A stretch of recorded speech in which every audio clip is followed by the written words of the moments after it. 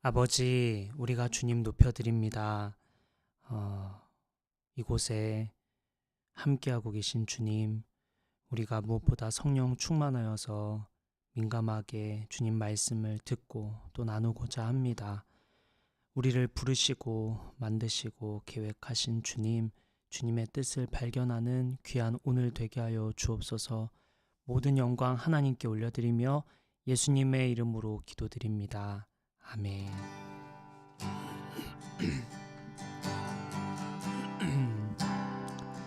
사랑해요. 신실하신 나의 주님, 나의 삶 주님 안에 있네. 뜨는 아침부터 나 잠들기까지 벗어나신 주를 노래하리. 사랑해요. 나를 인도하신 주님, 고난 중에도 나와 함께 하셨네. 눈에 님 아버지 되시며 친구 되신 주, 나의 삶 주님 안에 있네. 신실하신 나의 주님, 나의 삶을 인도하셨네. 나의 모든 호흡 다해 벗어나신 주를 노래하리. 신실하신 주님, 신실하신 나의 주님, 나의 삶을 인도하셨네. 나의 모든 호흡 다해 벗어나신 주를 노래하리. 신실하신 나의 주님, 신실하신 나의 주님, 나의 삶을 인도하셨네. 나의 모든 호흡 다해 벗어나신 주를 노래하리. 신실하신 나의 주, 신실하신 나의 주님, 나의 삶을 인도하셨네.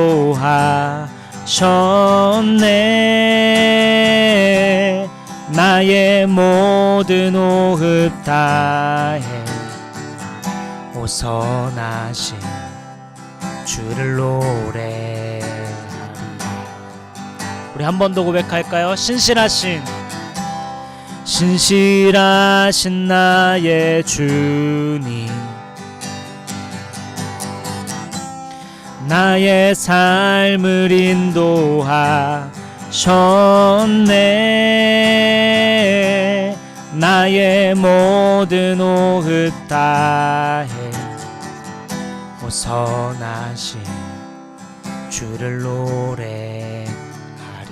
아멘. 마지막으로 한 번 더 고백할까요?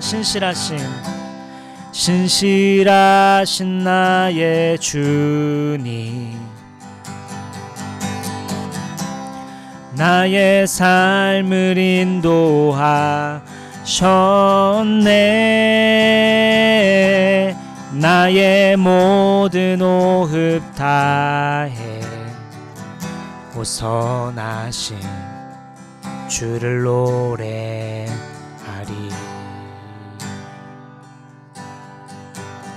주 나의 모습 보네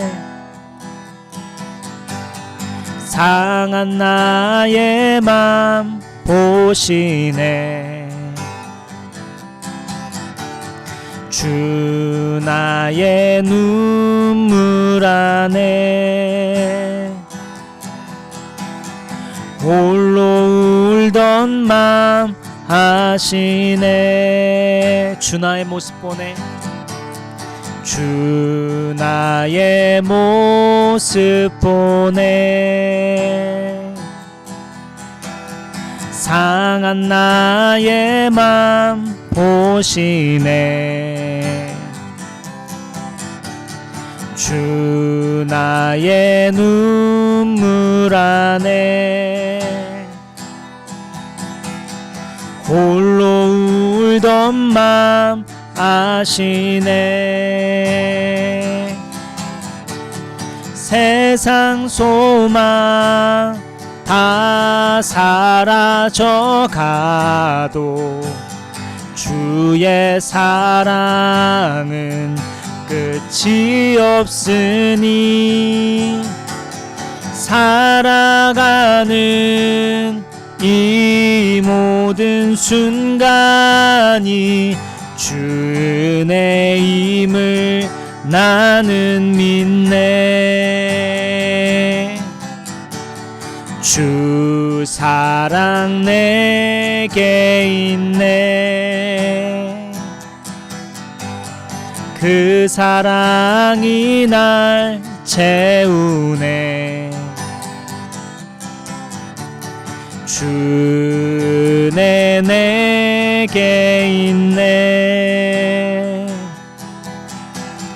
그 은혜로 날 세우네 세상 소망 다 사라져가도 주의 사랑은 끝이 없으니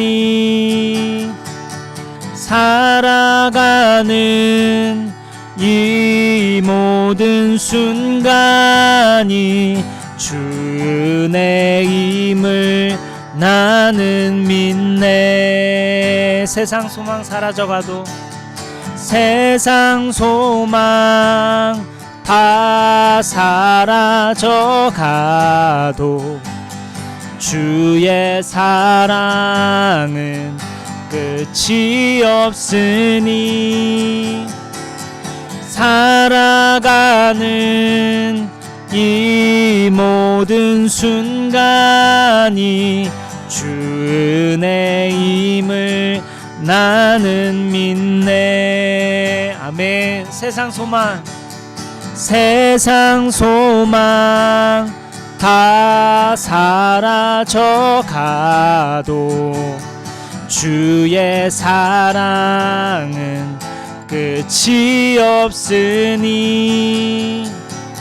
살아가는 이 모든 순간이 주 은혜임을 나는 믿네 마지막으로 한 번 더 세상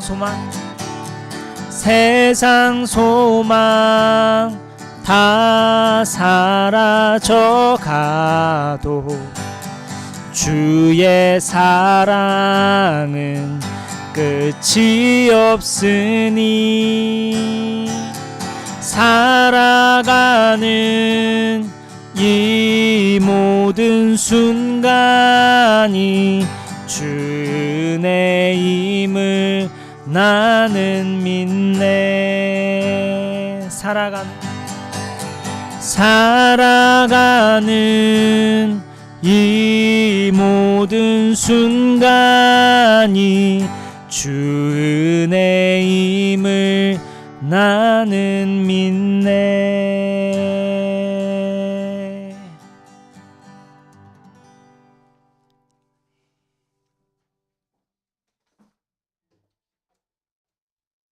네 좋습니다 고마워요 덕분에 오늘은 패스 안 하고 사도신경으로 우리 함께 네, 우리 예배 신앙 고백을 함께 하겠습니다. 함께 읽을까요? 시작. 나는 전능하신 아버지 하나님 천지의 창조주를 믿습니다. 나는 그의 유일하신 아들 우리 주 예수 그리스도를 믿습니다. 그는 성령으로 잉태되어 동정녀 마리아에게서 나시고 본디오 빌라도에게 고난을 받아 십자가에 못 박혀 죽으시고 장사된 지 사흘 만에 죽은 자 가운데서 다시 살아나셨으며 하늘에 오르시어 전능하신 아버지 하나님 우편에 앉아 계시다가 거기로부터 살아있는 자와 죽은 자를 심판하러 오십니다. 나는 성령을 믿으며 거룩한 공교회와 성도의 교제와 죄를 용서받는 것과 몸의 부활과 영생을 믿습니다. 아멘. 오늘 말씀은 요한복음 1장 43절부터 51절까지의 말씀입니다.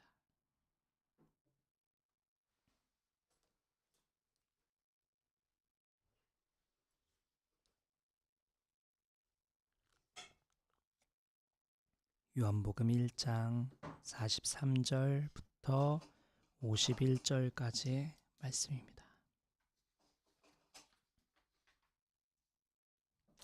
제가 한 절, 여러 한 절 교독하겠습니다. 다음 날 예수께서 갈릴리로 떠나려고 하셨다. 그때 빌립을 만나서 말씀하셨다. 나를 따라오너라.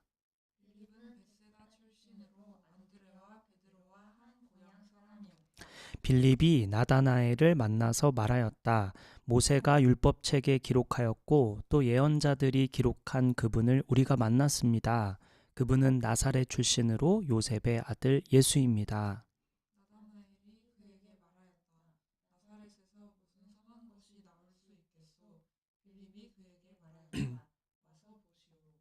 예수께서 나다나엘이 자기에게로 오는 것을 보시고 그를 두고 말씀하셨다. 보아라, 저 사람이야말로 참으로 이스라엘 사람이다. 그에게는 거짓이 없다.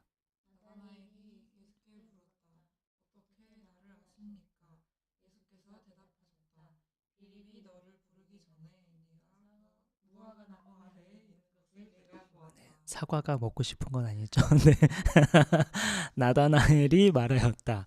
선생님은 하나님의 아들이시요 이스라엘의 왕이십니다.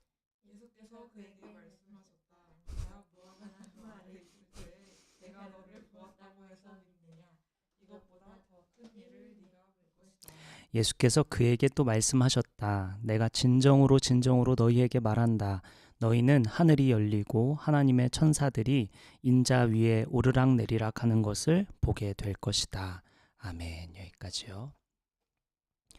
오늘 말씀은 예수님의 큰 그림이라는 제목으로 말씀을 나누고자 합니다.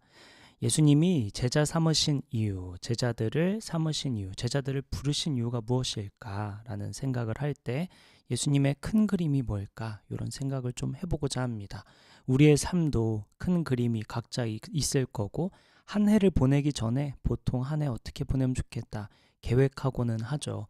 그런 계획들이 무엇인지 올 한 해 여러분은 연초에 계획했던 것을 이루셨는지 혹은 기록을 하셨었는지 좀 돌아보면 좋겠고 우리 있다면 좀 나눠보면 좋겠고요. 이제 곧 있으면 새해가 밝는데요. 그때 또 새해에 어떤 마음으로 큰 그림으로 한 해를 보낼지 또 생각해보고 우리 이거는 나중에 또 나눠보면 좋을 것 같습니다. 예수님의 큰 그림 오늘 한번 살펴볼 텐데요. 우리 세 가지 나눠서 보도록 하겠습니다. 먼저 첫째는 예수님의 큰 그림에 대해 생각할 때 첫째 우리가 생각할 것은 주님에겐 다 계획이 있으시다라는 것입니다. 첫째 우리가 기억할 것은 주님에게는 다 계획이 있으시다라는 것입니다. 우리 오늘 본문 43절을 한번 살펴보겠습니다. 43절 같이 읽을까요? 시작. 다음날 예수께서 갈릴리로 떠나려고 하셨다. 그때 빌립을 만나서 말씀하셨다. 나를 따라오너라. 당시에 보통은 제자가 랍비를 찾아가서 제가 당신을 따르겠습니다 라고 하는 것이 관례였다라고 우리 나눴었죠. 사도행전 22장 3절에 보면 사도 바울이 자신의 출신을 소개하는 장면이 나옵니다. 거기서 저는 가말리엘 아래에서 배웠습니다 라고 하는 장면이 있는데요. 당시 율법학자 가말리엘이라는 사람은 굉장히 유명했습니다. 그래서 자신은 그의 제자로서 그분의 아래에서 따라다녔습니다 이렇게 말합니다. 즉 선생이 저쪽에 가면 제가 저쪽으로 따라갔고요. 이쪽에 가면 제가 이쪽으로 갔습니다. 라는 이야기를 한 것이죠. 그런데 오늘 본문 43절을 보면 예수님께서 직접 부르시는 장면입니다. 직접 따라오라고 하시죠. 이것은 당시로서는 굉장히 이례적인 일이었습니다. 예수님이 직접 제자를 부르시고 당시에 몇몇의 제자가 이미 따르고 있었죠. 예수님이 부르셔서 따르고 있었는데 또 다른 제자를 향해 너가 나를 따라와라 라고 하는 것은 당시에 보통 있지 않은 이례적인 일이었습니다. 놀라운 일이었죠. 확실히 이러한 장면을 보면 예수님은 확실히 문화를 초월하시고 시대를 초월하시는 분이구나 생각할 수 있습니다. 이것을 좀 쉽게 달리 표현하면 예수님은 사람의 눈치를 보지 않으시는구나, 사람의 시선을 생각하지 않으시는구나 생각할 수 있는 지점입니다. 문화에 얽매이지 않으시고 분위기에 휩쓸리지 않으시는 분이구나 라는 생각입니다. 하실 일을 하신 것이죠. 해야 하는 일이라면 사람 생각하지 않고 환경 생각하지 않고 상황을 생각하지 않으시고 해야 할 일, 하실 일을 마땅히 하시는 분이시구나 생각해 볼 수 있는 지점입니다. 예전에 예수 믿는 청년이라는 타이틀로 유명한 김건희 형제라고 있는데 혹시 여러분 알지 모르겠어요. 김건희 형제가 지금도 조금 유명하지만 당시 과거에 좀 엄청 유명할 때가 있었어요. 그때 이제 나눠줬던 에피소드가 있는데 그분이 지하철에서 만취한 중년의 남자분이 이렇게 앞에 있는 걸 본 거예요. 그래서 이제 뭔가 사연이 있어 보이고 막 자꾸 흔들리는데 뭔가 불안해 보이고 그 말 김건희 형제가 등치 엄청 크거든요. 근데 이제 그분이 이제 앞에 술 취한 분을 보면서 저분 곧 쓰러질 것 같은데 하면서 계속 그분을 보고 있는데 좀 어딘가 되게 슬퍼 보이고 지쳐 보이더래요. 그런데 갑자기 그분이 바닥에 구토를 이제 지하철인데 구토를 하셨는데 이제 많이 하신 것이죠. 그래서 김건희 형제가 아이고 어떻게 저분 많이 힘드신가 보다 하고 휴지를 찾아보니 없어가지고 손으로 그 구토를 이렇게 모은 거예요. 사람을 보니까 다른 게 보이지 않았다 하면서 그렇게 자기도 모르게 했대요. 구토가 더럽다든지 구토를 만지는 자신을 보고 있을 사람들을 신경을 썼다든지 혹은 그 당사자, 초면인데 당사자가 어떻게 생각할지 등 신경이 쓰이지 않았다라는 것이죠. 그냥 사람이 보였던 거예요. 그리고 필요한 일을 했을 뿐입니다. 바로 이런 거 아닐까요? 예수님의 일이라는 것, 예수님을 믿는다는 건 그냥 단순하게 심플하게 해야 할 일을 하는 것. 옳은 일이라면 사람 생각하지 않고 문화 생각하지 않고 그냥 하는 것. 그것이 예수님이 하시는 일이고 우리가 해야 할 일 아닐까요? 예수님께서 하셔야 하는 일이라면, 예수님이 원하시는 일이라면, 그것이 옳은 일이라면 우리가 사람보다 문화보다 앞서서 그냥 하는 것, 이것이 우리가 해야 할 일 아닐까요? 자, 우리는 오늘 본문 43절을 통해 좀 더 주목해야 될 부분이 다른 지점이 있는데요. 그것은 예수님께서 앞서 말했던 예수님께서 직접 제자를 부르셨다는 사실입니다. 이것은 하나님의 주권을 나타내는 장면인데요. 하나님의 주권적 선택, 하나님의 주권적 부르심을 나타내는 장면입니다. 이게 무슨 말이냐면 제가 이제 만약에 그 세원이 보고 다음 주에 주중에 잠깐 만날래? 라고 이렇게 물어본다고 한번 가정해 봅시다. 그럼 이제 제가 먼저 이렇게 물어보면 이제 세원이는 이제 생각할 것 같아요. 갑자기 왜 다음 주에 갑자기 이제 만나자고 하지? 이런 생각을 이제 하겠죠. 이제 그런 생각을 하고 이제 또 세원이가 생각하기로는 뭐 만나자는 이유가 있겠지? 라는 생각을 했을 것 같아요. 이제 반대로 이제 제가 세원이에게 만나자고 할 때는 세원이를 더 알고 싶다든지 세원이와 추억을 만들고 싶다든지 세원이와 상의할 게 있다든지 뭐 혹은 부탁할 게 있다든지 등 어떤 생각이 있으니까 만나자고 했겠죠. 아무 이유 없이 그냥 하지는 않았겠죠. 딱 그런 모습입니다. 예수님이 제자를 부르실 때 생각이 있으셔서 부르시겠죠. 뭐 너무 당연한 얘기겠죠. 계획이 있으시다는 것입니다. 예를 들어 바울이 가말리엘 문화에서 배우겠다고 할 때 어떤 생각을 갖고 어떤 계획을 갖고 가말리엘 문화에 들어가야겠다라는 결단을 했겠죠. 당대 최고의 율법학자가 되겠어 라고 한다든지, 성경을 통해 내가 좀 수련을 하고 싶어 라고 한다든지, 어떤 생각과 계획을 갖고 어떤 이미지, 어떤 상을 갖고 그 길에 들어섰을 것입니다. 거꾸로 예수님도 마찬가지라는 거죠. 제자들을 부르실 때 계획을 가지시고 어떤 상을 갖고 어떤 이미지를 갖고 어떤 목표를 갖고 제자를 부르신 것이겠죠. 그렇다면 여러분을 부르실 때도 마찬가지라는 겁니다. 저 또한 마찬가지고요. 다 계획이 있으셔서 부르셨다는 것이죠. 여러분이 예수님을 믿게 된 것은 여러분의 지혜로 된 것도 아니고 능력으로 된 것도 아님을 우리는 잘 알고 있습니다. 뒤돌아보면 모든 것이 하나님의 은혜였고 도우심이었으며 인도하심이었다는 것을 우리는 어렵지 않게 고백할 것입니다. 우리를 하나님이 부르셨죠. 그런데 하나님은 부르실 때 다 계획이 있으셔서 부르셨다는 사실입니다. 우리 성경을 하나 찾아볼 텐데요. 예레미야 29장 11절 함께 보겠습니다.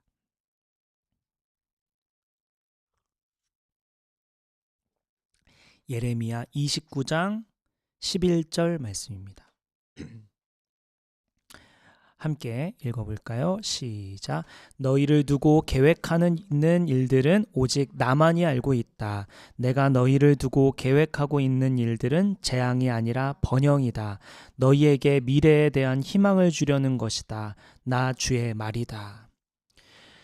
우리가 미래를 생각할 때 혹시 까마득할까요? 어두울까요? 혹은 절망적입니까? 혹은 두렵습니까? 불안합니까? 걱정이 됩니까? 그 모든 생각들은 다 하나님의 계획이 아니라고 말하고 있습니다. 하나님은 희망을 주시고자 한다라고 말씀하고 있죠. 하나님은 꿈을 주시는 분이라고 말합니다. 꿈을 꾸게 하시는 분이시죠. 여러분이 지금 이미 직장을 다니고 있는데, 혹은 내가 직장을 다녔고 또 다니고 있고 이미 가정을 이뤘고 혹은 내가 꿈을 향해 또 나아갈 상황이 아니라고 생각이 들지 모르겠습니다. 난 이미 자녀도 있고 이제 자녀 키우는 것만이 나의 사명 아닐까라는 생각을 할지도 모르겠습니다. 내가 이미 직장 다니는데, 내가 원하는 일들을 이미 하고 있는데 나에게 무슨 꿈, 나에게 무슨 계획, 이런 생각이 들지도 몰라요. 하지만 우리는 부모 이전에, 직장인 이전에 한 사람, 하나님은 나를 향한 계획이 있으시다라는 거죠.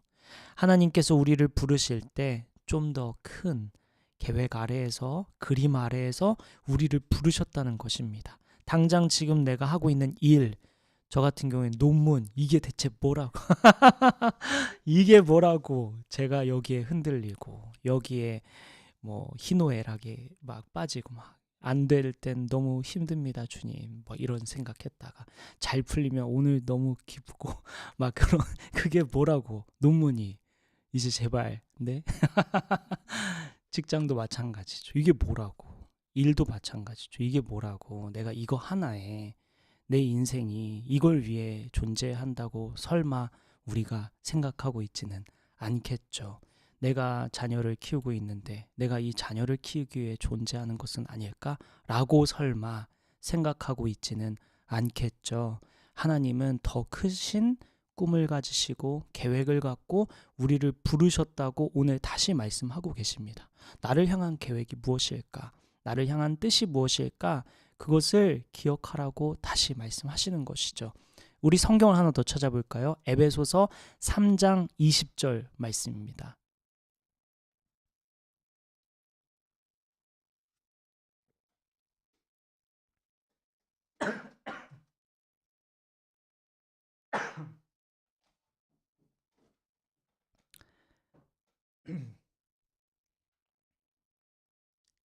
그 3장 20절 여러분이 좀 읽어줄래요? 네, 둘이, 네, 괜찮.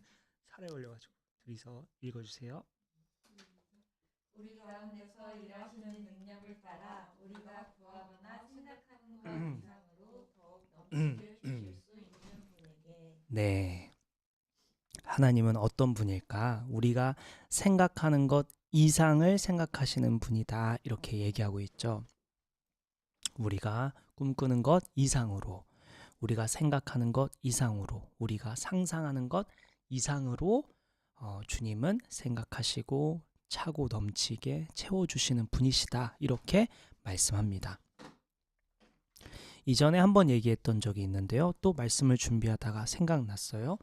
중장년 분이었는데 50대 중반쯤 돼 보이는 분이었어요. 어느 대형교회를 다니고 계신 분이었어요. 강의 현장에서 우연히 만난 거죠. 근데 그분이 저에게 쉬는 시간에 자기에게 꿈이 있는데 나는 고아원을 짓는 거예요. 이렇게 말씀하셨다고 한번 소개한 적이 있어요. 안정적인 직업과 안정적인 수입이 없으셔서 제도약 프로그램에 오신 분이 그런 말씀을 하니까 제가 속으로 그게 될까? 지금 직장도 없으신 분이 어떻게 그런 생각을 하실까? 걱정되네? 이런 생각을 하고 집에 가서 그날 밤이었는지 그 주중이었는지 정확히 기억은 안 나지만 묵상하는 중에 내가 하나님의 일을 내가 이루겠다고 한다면 무슨 일이든 이룰 수 있지 않겠냐, 이렇게 주님이 말씀하시는 얘기를 듣고 제가 회개하고 돌아서서 내가 하나님의 일을 너무 제한적으로 생각했구나 했다는 것을 한번 나눈 적이 있었죠. 바로 이 말씀을 들으면서 또 생각이 나는 거예요. 내가 또다시 내가 눈앞에 있는 일 때문에 내가 하나님의 일을 제한하고 있진 않을까? 하나님의 크신 계획을, 하나님의 큰 그림을 내가 간과하고 있는 것은 아닐까? 내가 하나님의 뜻을 등한시하고 있는 것은 아닐까? 이런 생각이 들었습니다. 하나님은 화창한 날씨에 방주를 만드시는 분이시죠. 사막에서도 충분한 먹거리, 만나를 내리시는 분이시죠. 하나님이 하신다고 하면 우리 인생에 어떤 일도 일어나죠. 그런데 우리가 여전히 제한하고 있지 않을까 생각해 보게 됩니다. 그러니 주님은 오늘 우리에게 꿈꾸는 것을 멈추지 말라고 말씀하시는 것입니다. 우리가 잘 알듯이 우리는 작아도 우리 안에 계신 하나님은 작지 않으시죠. 사람을 살리는 일, 사람을 구원하는 일을 계속해서 꿈꾸라고 하십니다. 하나님이 나를 통해 사람을 살리시겠다고, 사람을 구원하겠다고, 우리를 통해 선한 일을 이루실 거라고 계속해서 메시지를 주시는데 우리가 제한하고 있지 않은지 우리를 돌아볼 필요가 있겠습니다. 꿈을 멈추지 말라고 하세요. 세상을 위로하고 세상을 변화시키는 일 하나님이 우리를 통해 하실 거라고 말씀하십니다. 우리 기대하고요. 꿈을 크게 가져야겠죠. 하나님은 제자를 부르실 때 이렇게 다 계획이 있으시다는 사실, 이것이 오늘 본문이 우리에게 하고자 하는 말씀입니다. 하나님이 우리에게 하시고자 하는 말씀이죠. 저와 여러분을 부르실 때도 다 계획이 있으셨다. 우리 삶은 그분의 계획 아래 있고 주권 아래 있음을 기억하며 꿈꾸며 이번 한 주를 보내라고 말씀하십니다. 첫째는 주님에겐 다 계획이 있으시다는 사실이었고요. 두 번째는 주님의 계획은 관심 있는 사람에게만 보인다라는 것입니다. 오늘 본문을 통해 우리에게 무슨 말씀하시는 것이냐? 두 번째는 주님의 계획은 관심 있는 사람에게만 보인다라는 것입니다. 오늘 본문 44절을 함께 보겠습니다. 요한복음 1장 44절 함께 읽어볼게요. 시작. 빌립은 벳세다 출신으로 안드레와 베드로와 한 고향 사람이었다. 자, 하나님이 빌립을 부르십니다. 빌립은 벳세다 출신으로 안드레와 베드로와 한 고향 사람이라고 소개하고 있죠. 빌립은 어떤 사람이냐면 이 훗날에 오병이어 사건이 있었을 때 예수님이 제자들에게 빵을 어디서 구해서 5,000명을 먹이면 좋겠어? 라고 이렇게 물어보셨어요. 그때 이제 빌립이 숫자를 막 계산해가지고 금방 즉시 200데나리온으로도 부족합니다 라고 말했던 사람이 여기 빌립입니다. 매우 현실적이고 계산이 빠르고 이성적인 사람이라고 추정해 볼 수가 있죠. 이성적인 사람 빌립이 예수님을 만나니까 또 전도를 해요. 예수님을 만나보니까 이것을 전하지 않을 수가 없었던 것입니다. 그래서 찾아간 사람이 나다나엘입니다. 나다나엘은 공간복음에 나오는 예수님의 12제자 중 한 사람 바돌로메의 다른 이름입니다. 나다나엘도 빌립처럼 이성적인 사람이었는데요. 쉽게 말해서 T를 전도한 모습이죠. 오늘 보면 45절 한번 볼게요. 45절 보니까 제가 읽을게요. 빌립이 나다나엘을 만나서 말하였다. 모세가 율법책에 기록했고 또 예언자들이 기록한 그분을 우리가 만났어. 그분은 나사렛 출신으로 요셉의 아들 예수야. 이렇게 얘기합니다. 빌립은 평소에 성경을 열심히 읽고 연구했던 사람처럼 보이죠. 하나님의 일하심, 하나님의 계획에 관심을 갖고 있으니까 예수님을 금방 알아챕니다. 알아봅니다.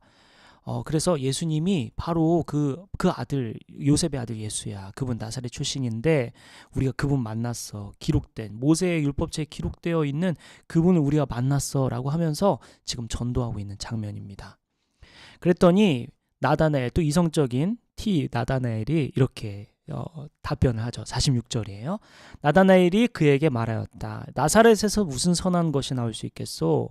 빌립이 그에게 말하였다. 와서 봐 라고 했죠. 나다나엘이 이렇게 말해요. 나사렛에서 무슨 선한 것이 나올 수 있어? 메시아라는 사람이 무슨 나사렛에서 태어날 수 있어?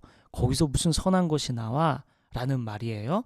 나사렛은 어떤 동네냐면 갈릴리의 작은 촌이었는데 성경 신학자 말에 의하면 나사렛의 인구, 당시 인구를 2,000명 미만으로 봅니다.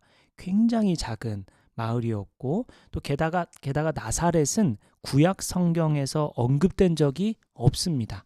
무명한 동네였어요. 완전히 뭐 이름도 없고 영향력도 없고 거기 뭐 특별히 이렇게 좀 뭐 유명하지 않은 곳이었죠. 그래서 이제 촌구석에서 무슨 메시아가 태어나 거기서 메시아가 나올 수는 없어라고 생각한 거죠.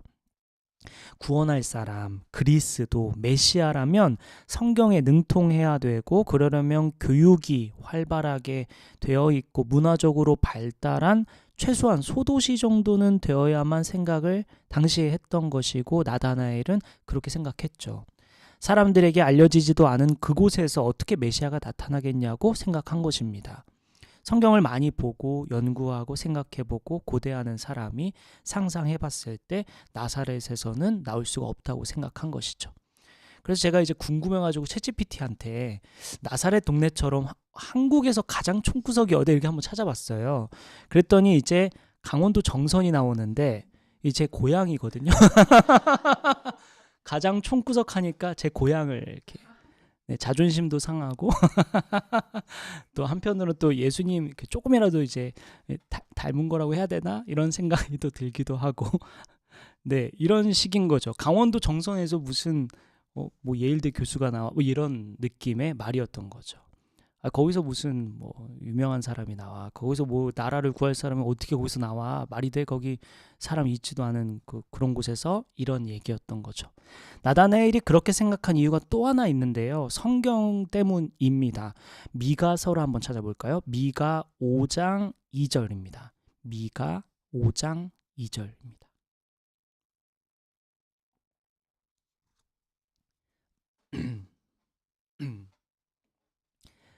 미가 5장 2절 함께 읽죠. 시작.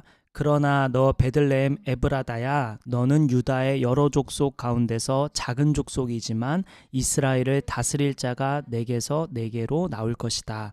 그의 기원은 아득한 옛날 태초에까지 거슬러 올라간다. 바로 이 본문 때문이죠.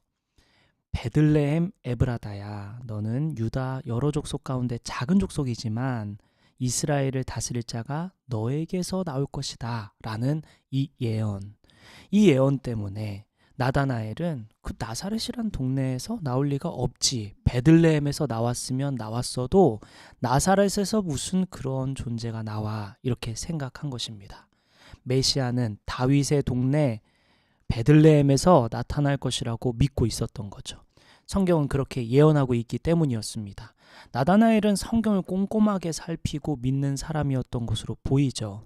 그런데 예수님이 나사렛 출신이라니 어떻게 된 걸까요? 실제로 예수님은 베들레헴에서 태어나기는 태어납니다. 그리고 나사렛에서 자라셨죠.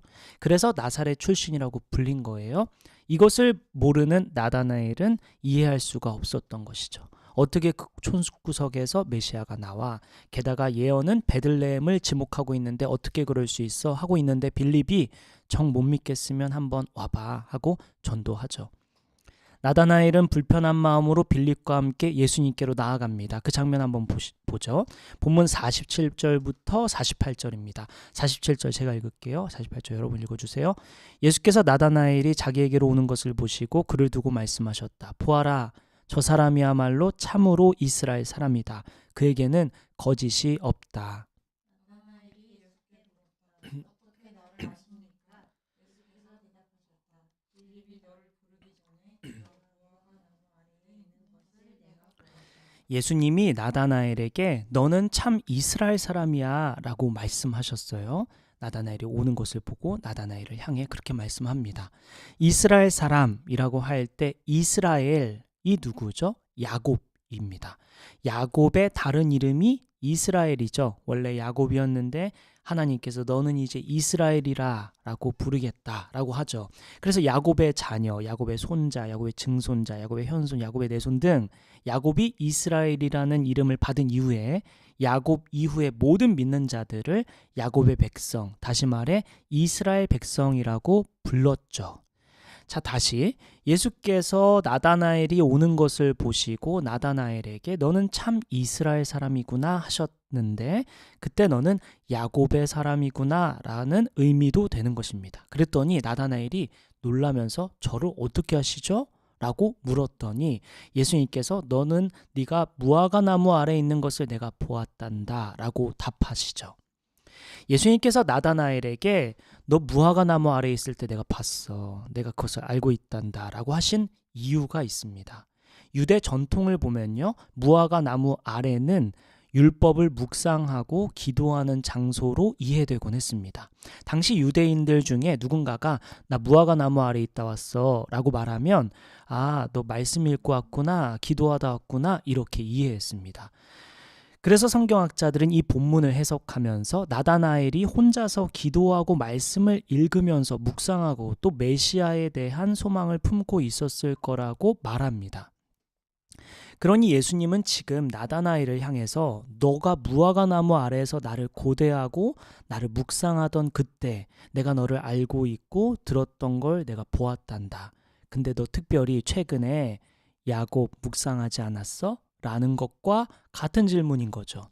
특별히 최근 나다나엘은 야곱을 읽으면서 묵상하고 지냈을 것으로 보입니다. 그래서 예수님은 나다나엘을 향해 너 참으로 이스라엘 사람이다 라고 하셨던 것이죠. 그리고 너가 무화과 나무 아래에 있던 것을 내가 보았어 라고 말씀하시는 장면입니다.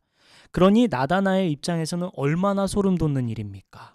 얼마 전부터 무화과 나무 아래에서 기도하고 말씀을 읽으며 묵상할 때 특별히 야곱 말씀을 묵상하고 있었는데 야곱 삶을 통해 하나님을 만나고 메시아를 기다리고 있었는데 나를 향해 이스라엘 사람, 야곱의 사람이라 말씀하시고 무화과 나무 아래에 있었던 것을 아신다니 얼마나 소름 돋는 일입니까? 나다나엘은 단번에 예수님이 바로 하나님의 아들 메시아이며 예언되었던 그분이라는 것을 확신을 할 수밖에 없게 되는 상황을 맞이하게 된 거죠. 그래서 주님이 바로 하나님의 아들이십니다 라고 고백하는 것입니다. 자, 제자를 부르신 주님에겐 다 계획이 있으신데 다만 그 계획은 관심을 갖고 살피는 사람에게만 보인다 라는 이야기로 여기까지 왔어요.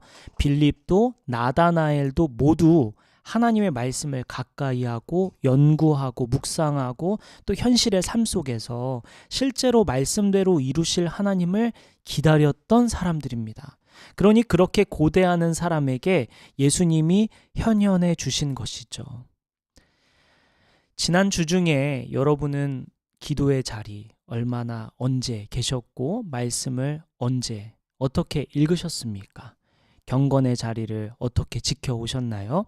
만약 지킨 사람이 있다면 하나님이 그 시간 그 자리에 계셨고 그때 그 마음을 보셨고 그때 그 기도를 들으셨고 그때 그 감정을 살피셨을 거라고 오늘 말씀해주고 계십니다.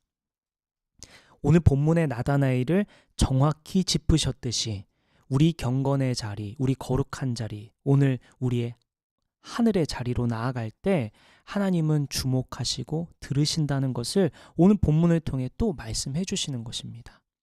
하나님은 세심하게 그것을 보고 계시고 머리카락을 세신 바 된 것처럼 차근차근 우리의 생각을, 우리의 마음을, 우리의 감정을, 우리의 모든 걱정과 불안과 문제들을 세심하게 살피고 계신다고 오늘 우리에게 말씀해 주고 계신 것입니다. 우리의 질문, 우리의 고민, 우리의 고통, 우리의 의문, 우리의 삶의 모순들, 그 상황에 놓인 우리를 주님께서 보고 계신다고 오늘 본문을 통해 말씀해주고 계신 것이죠. 나다나엘의 개인적인 경건의 자리에 하나님께서 함께 하시고 세심하게 들으셨던 것을 기억하며 이번 주도 우리 경건의 자리, 거룩한 자리, 하늘의 자리를 사모하며 나아갔으면 좋겠습니다. 하나님의 계획은 관심을 갖는 사람에게 나타내신다고 하셨습니다. 우리 이번 주에 그렇게 하늘의 자리를 사모하며 나아갈 때 관심을 가지며 하나님 나를 향한 어떤 계획 가지고 계십니까? 내가 꿈을 놓고 있었던 것 무엇입니까? 다시 제가 꿈을 품고 다시 살아가고자 합니다. 하나님 저를 인도해 주십시오 라고 말씀을 드리고 또 묵상하는 자에게 하나님이 현현해 주신다고 그런 말씀을 믿고 이번 주 나아갔으면 좋겠습니다. 첫째, 주님에겐 계획이 있으시고요. 주님의 계획은 관심 있는 사람에게 보여주신다고 하셨습니다. 그리고 셋째, 우리의 관심을 하늘로 이어주신다 말씀하십니다. 주님의 계획은 관심 있는 사람에게만 보이는데 우리의 관심을 하늘로 이어주신다 말씀하십니다. 오늘 본문 51절 함께 보겠습니다. 오늘 마지막 본문이죠. 51절 같이 읽을까요? 시작. 예수께서 그에게 또 말씀하셨다. 내가 진정으로 너희에게 말한다. 너희는 하늘이 열리고 하나님의 천사들이 인자 위에 오르락내리락 하는 것을 보게 될 것이다. 예수님께서 나다나엘에게 하신 말씀은 방금 말씀은 창세기 28장 말씀인데요. 그 말씀 한번 볼게요. 28장 12절 말씀입니다. 창세기 28장 12절 말씀입니다. 창세기 28장 12절 말씀. 이분 같이 읽어볼까요? 시작. 꿈을 꾸었다. 그가 보니 땅에 층계가 있고 그 꼭대기가 하늘에 닿아 있고 하나님의 천사들이 그 층계를 오르락내리락 하고 있었다. 이건 지금 야곱이 형 에서로부터 도망하여 가던 길에 지쳐서 잠시 돌베개를 베고 누워 잠들었던 장면인데 그러다가 깨보니 하늘에까지 닿는 사다리를 보게 된 거예요. 그리고 그 위로 천사들이 오르락내리락 하는 환상을 보게 됩니다. 그 환상에 이어 하나님은 야곱에게 나는 너의 아버지 이삭을 살펴준 하나님이다. 내가 너에게 자손을 줄 거고 너의 자손들이 복을 받게 될 거야 라고 약속을 주십니다. 또한 야곱을 지켜주시겠다고 약속도 하시죠. 에서를 피해 도망간 야곱에 벌벌 떨고 있는 그 야곱에게 내가 너 지켜줄 거야. 내가 너에게 많은 자손을 줄 거야. 내가 복을 줄 거야. 그러면서 꿈을 주시는 장면입니다. 야곱은 하나님이 보여주신 환상과 약속을 기억하기 위해서 자신이 베고 잔 돌을 세웠고 그곳 이름을 베델이라고 부르죠. 하나님의 집이다. 하나님이 약속해 주셨어. 하나님이 나를 따뜻하게 맞아주셨어 라는 의미로 하나님의 집 베델이라고 불렀죠.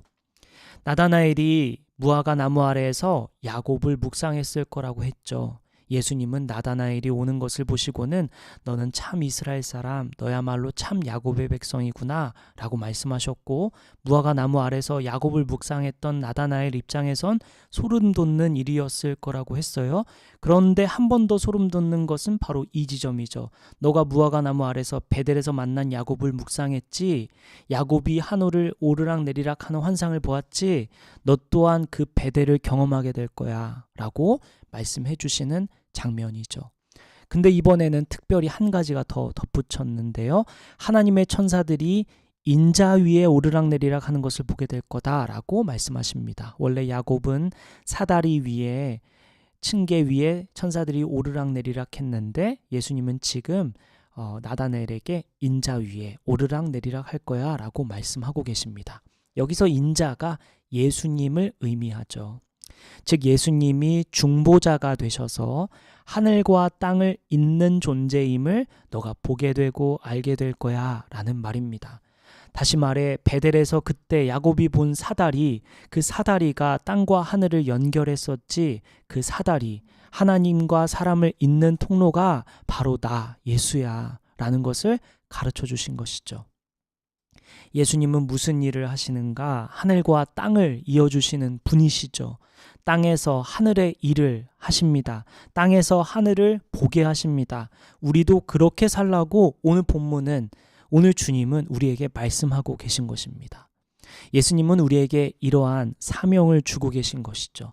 땅에 살지만 땅에 속하지 말아야 한단다. 사다리 역할을 해야 한단다. 우리를 그렇게 부르고 계신 것입니다.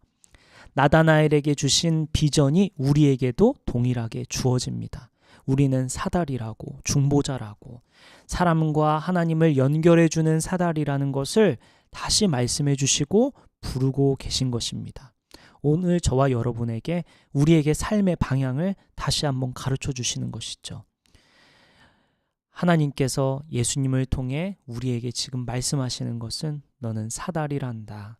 너가 하늘과 땅을 잇는 바로 중보자란다. 그러니 너는 땅에 속하지 않았으니 땅에서 흔들리지 말고 하늘에 속한 사람답게 살아가렴 라고 말씀하고 계신 것이죠.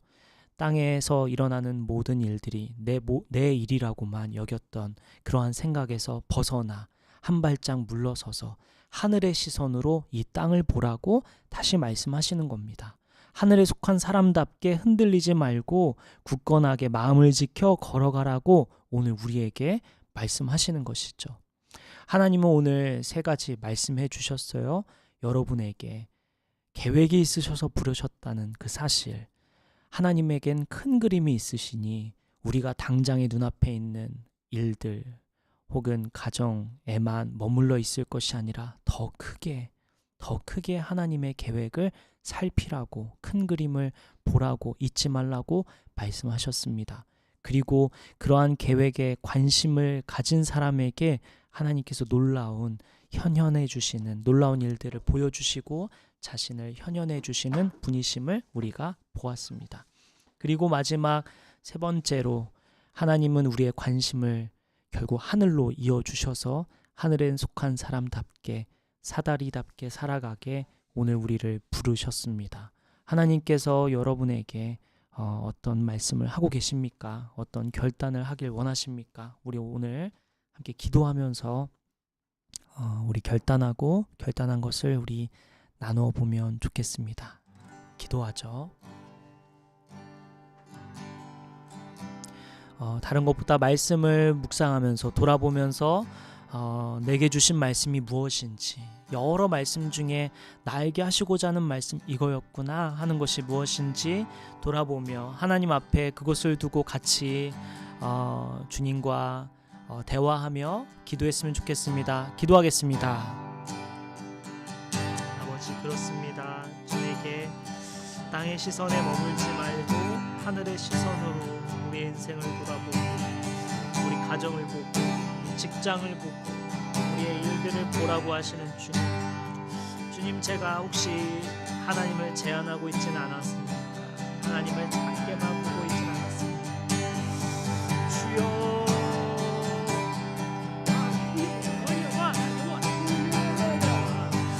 아버지, 주여,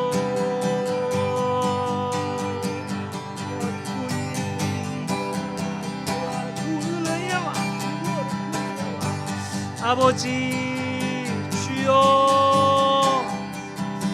주여,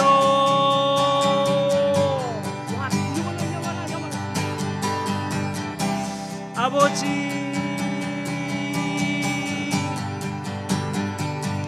주여, 주여, 하나님, 우리가 주님을 제한하고 있지 않습니다.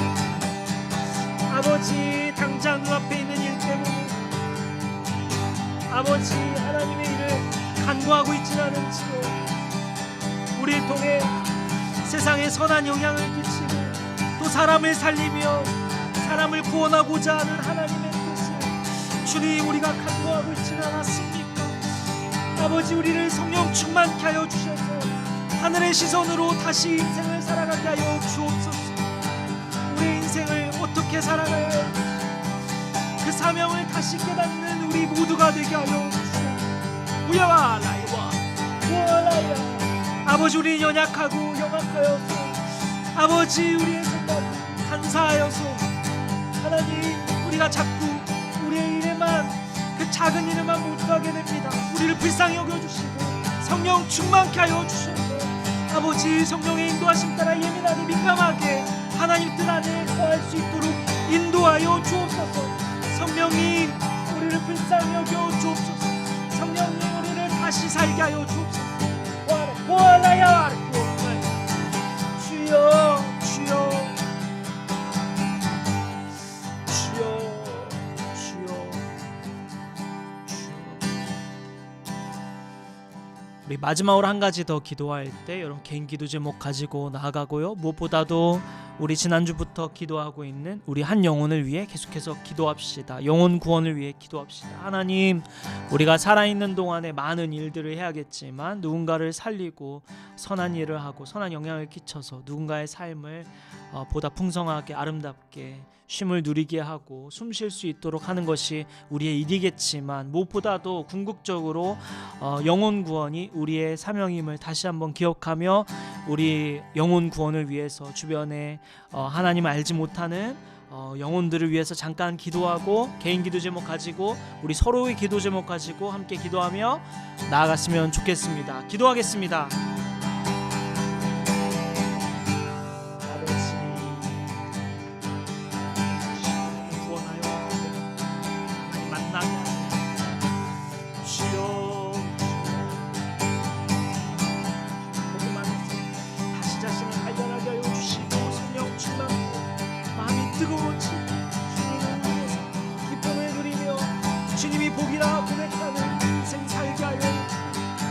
주님 없이는 한 순간도 살 수 없는 살게 하여 주여.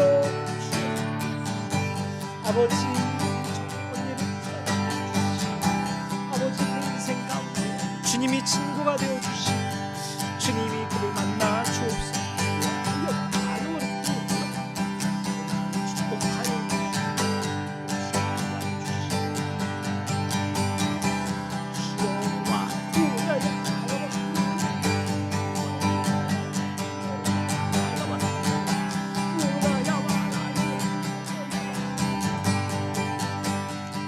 주여 주여 주여 주여 주여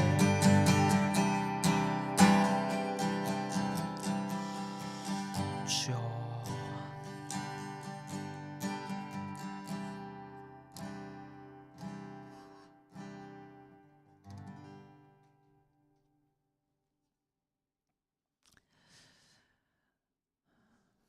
우리의 기도를 들으시는 하나님, 이곳을 주목하고 계신 주님, 나다나엘이 무화과나무 아래서 주님을 고대하며 주님을 바라보며 또 간절히 주님을 찾던 그 나다나엘에게 나타나셨던 예수님, 우리도 이번 한 주 우리 하늘의 자리, 경건의 자리, 거룩한 자리에서 아버지를 부르짖고자 합니다. 아버지를 찾고자 합니다. 말씀을 가까이 하고 묵상하고자 합니다. 그곳에서 드리는 우리의 기도, 우리의 마음, 우리의 수많은 기도 제목들 주께서 들어주시고 세심하게 응답하실 주님을 기대합니다. 아버지, 이번 한 주도 바쁜 일정 속에서 하나님과 교제하는 것을, 하나님과 연결되려는 것을 멀리하지 않고 그 시간을 잘 확보하고 그 시간을 잘 소중히 여겨서 그 시간을 사모하면서 이번 한 주 보내는 저와 여기 성도들 될 수 있도록 축복하여 주옵소서.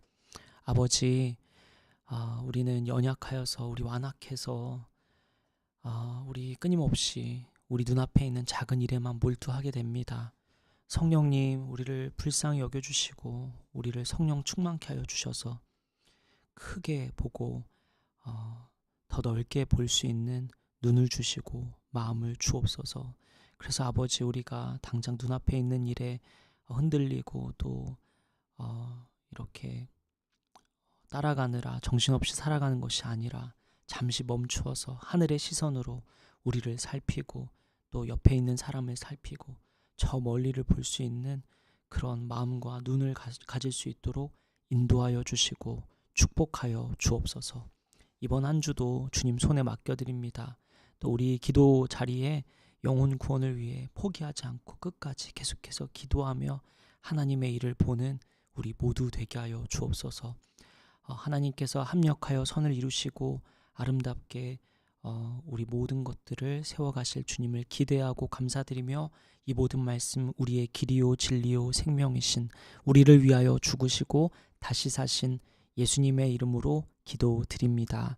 아멘. 축도하겠습니다. 이제는 우리 주 예수 그리스도의 은혜와 하나님의 크신 사랑과 성령님의 감화 감동 교통 역사하심이 한 주 동안 나다나엘처럼 또 빌립처럼 하나님을 깊이 묵상하고 생각하고 또 주님을 사모하는 마음으로 말씀을 읽고 기도하는 자리를 사수하기로 결단하고 또 눈앞에 있는 작은 일이 아니라 멀리 보고 크게 보고 하나님의 시선으로 나와 세상을 보기로 결단하는 저와 여기 모인 성도들과 온라인으로 예배하는 모든 성도들 머리 위에 지금부터 영원까지 함께 해주시기를 간절히 기도하며 축원하옵나이다.